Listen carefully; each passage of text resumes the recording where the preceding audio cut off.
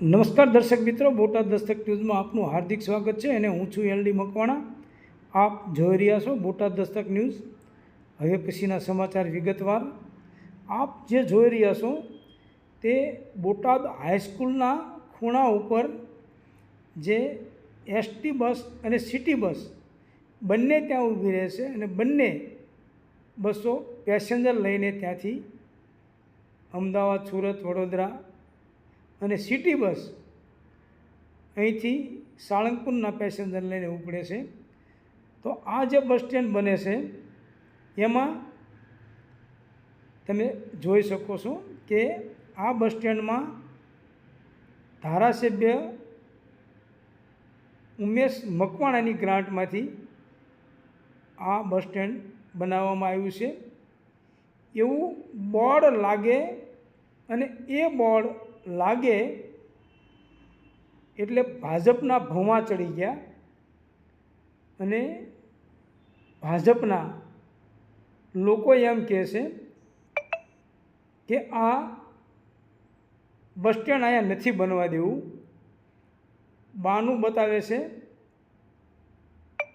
કે અહીંયા સકડાશ થાય.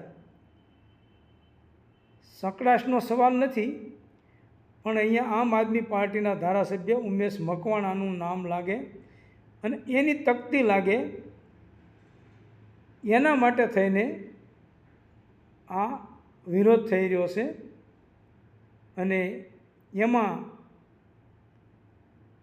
સત્તાધારી જે અધિકારીઓ છે તે પણ ભાજપના ઈશારે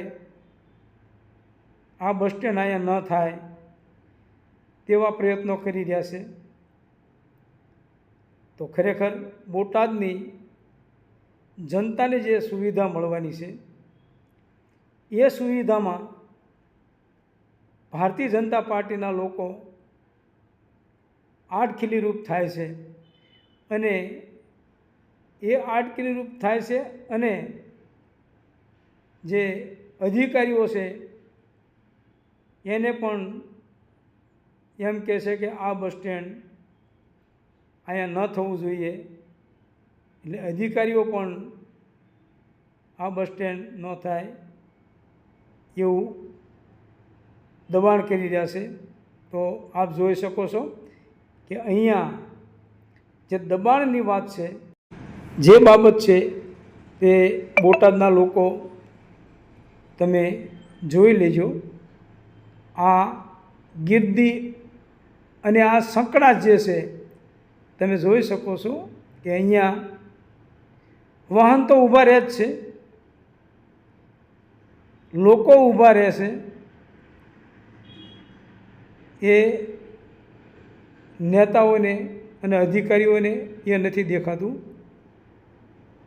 અને આ બસ સ્ટેન્ડ જે બને એમાં રૂકાવટ કરે છે. રૂકાવટ એટલા માટે કે ભાજપના ધારાસભ્ય નથી અને આમ આદમી પાર્ટીના ધારાસભ્ય છે, એના માટે રૂકાવટ થઈ રહી છે. જો આવી જ વાત હોય તો ખરેખર દુઃખદ કહેવાય. અને બોટાદની પ્રજા માટે કોઈ ધારાસભ્ય સારી સુવિધા કરતા હોય તો એ સત્તાધારી પક્ષને નથી ગમતું એવું સાબિત થાય છે.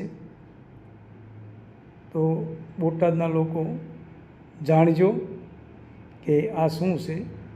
Botad Dastak news, LD Makwana, Botad.